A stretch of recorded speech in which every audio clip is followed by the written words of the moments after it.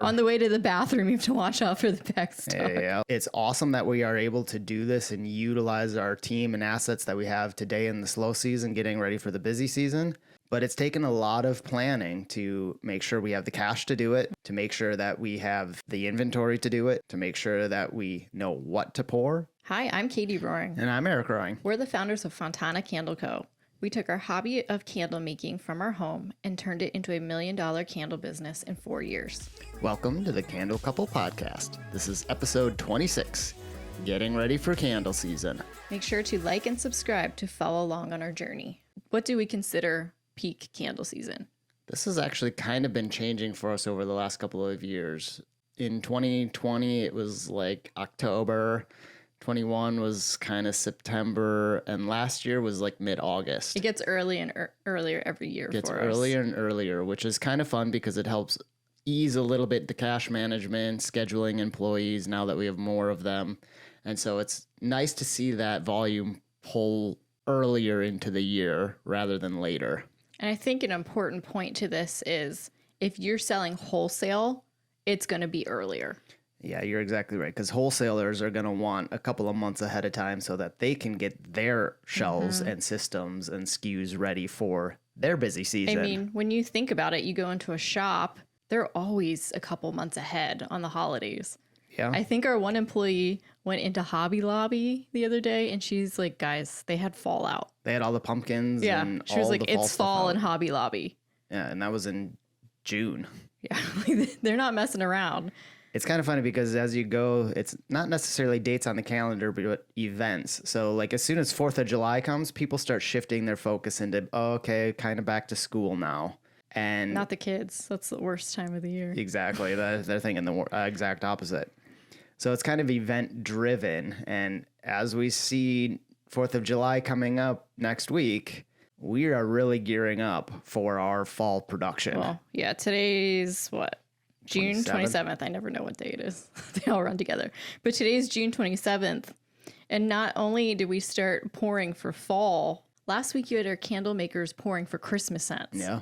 Like I walked in and it smelled like fir and peppermint. And it's like, what's happening here? Yep. We started with all of the fall Christmas holiday scents last week. So why did you make that decision? So what we did this year was we're trying to get a little bit more ahead of time. We did our forecasting for this fall based on last year's sales, put a little bit of a growth factor on it. We're always doubling, so we at least double when we forecast. Yep, and this year I put a little more conservative, and I think I did like 65-70% increase in sales. Forecasted what we sold in October, November, December, added that forecasted growth on top, and then calculated what kind of candle volume that was. And when we figured out our volume for November alone, it was like pouring 8 batches a day.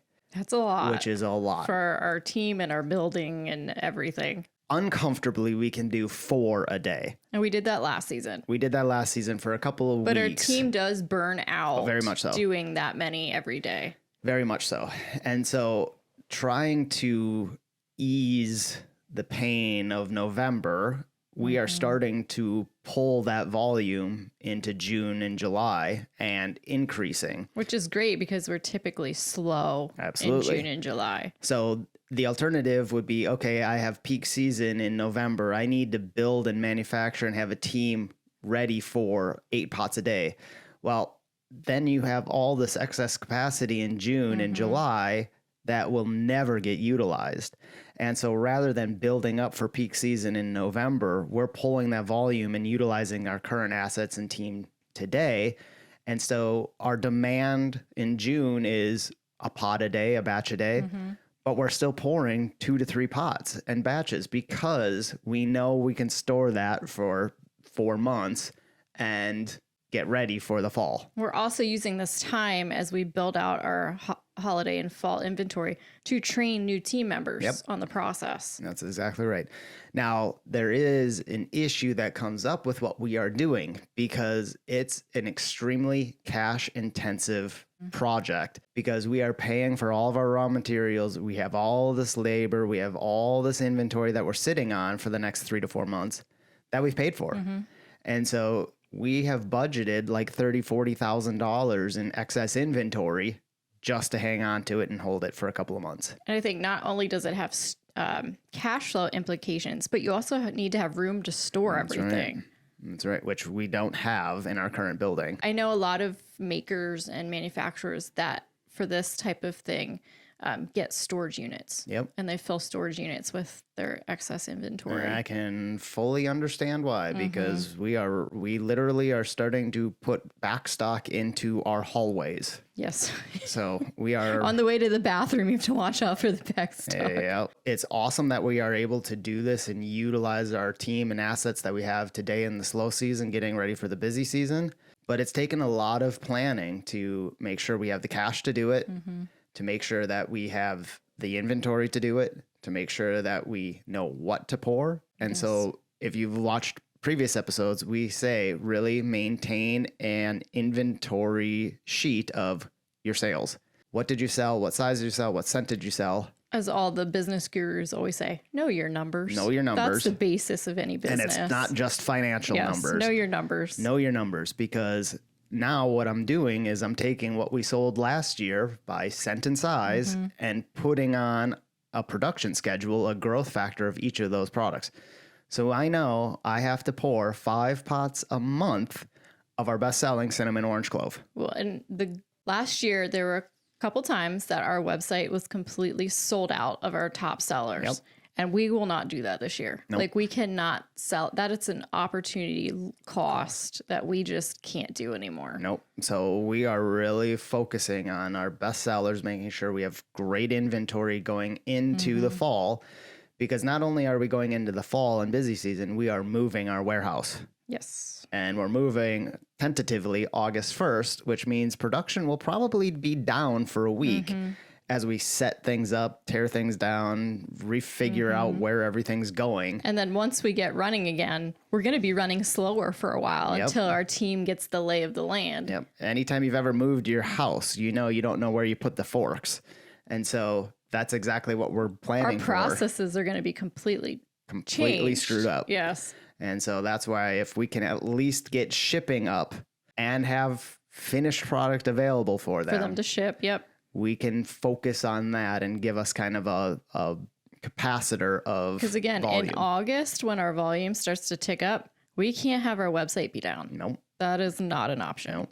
It's been a lot of planning. So getting ready, the earlier you can get ready for busy season, the better. Are we launching any new scents this fall? Yeah, we've been working on formulating new fall and holiday scents for probably 2 months now already.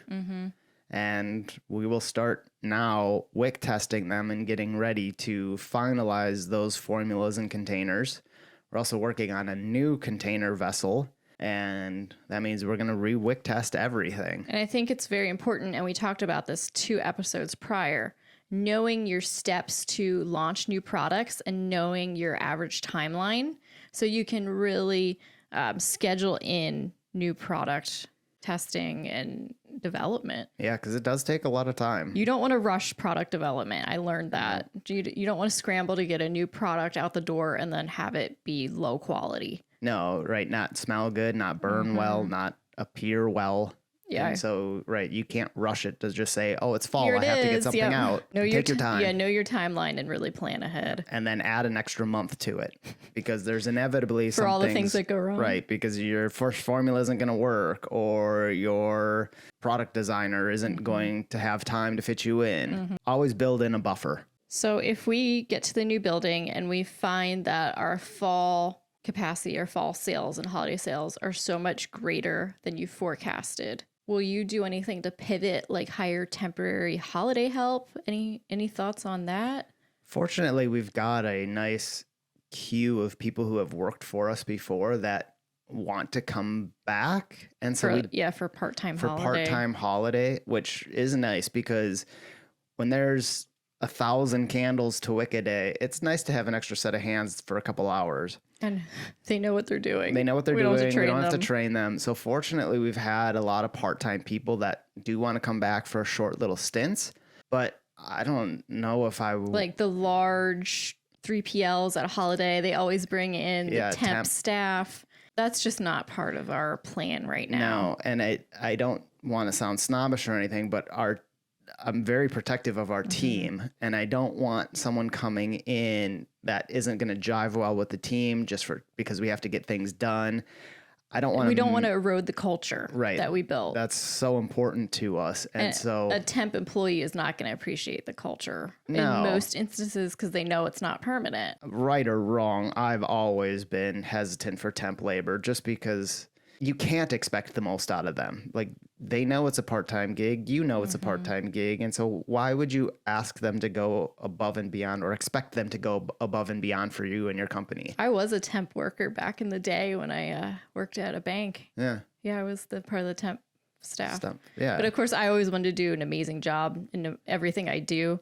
So they did ask me to stay on after my contract if was you up. can offer them, hey, if you do well in this temp job, you get full time. Okay, yeah, then there's a little more incentive. But it's hard for us because then volume drops off substantially in January. It's like we can't keep all of full right. So roster. that's why I'm very hesitant on temp employees, and so I would rather budget the cash, use our current team and assets today, and just sit on that inventory. I think it's important to know too, our staff knows during the holiday season, there's so many opportunities for overtime and they really appreciate that because then they have extra cash for holiday shopping. Yep. Like they are so excited for overtime opportunities. And we push our staff hard.